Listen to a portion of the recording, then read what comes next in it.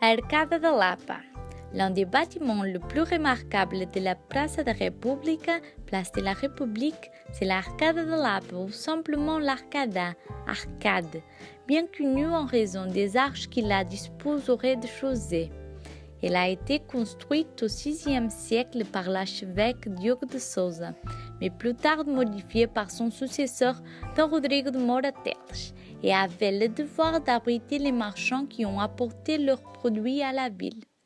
Dans les deux extrêmes, on peut trouver les maisons rondes qui étaient à l'origine auberges.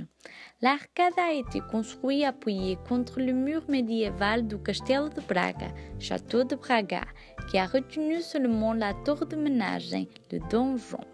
Environ 1884 a été ajouté un étage tout au long de l'arcada. Dans le corps central du bâtiment, on peut admirer la Capella da Lapa, le travail de Dom Gaspar de Bragança, et ces lignes sont attribuées à l'architecte André Soares. Les fondations d'un bastion de la citadelle médiévale, servit à mettre la tour de la Capella, la chapelle. Elle a été construite en 1761 en raison de la dévotion que les vendeurs et les acheteurs avaient.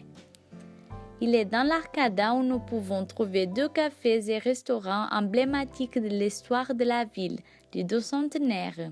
Le Café Viana, ouvert en 1871, a été fréquenté par plusieurs journalistes, des politiciens et des écrivains, nommément Essa de Queiroz et Camilo Castelo Branco.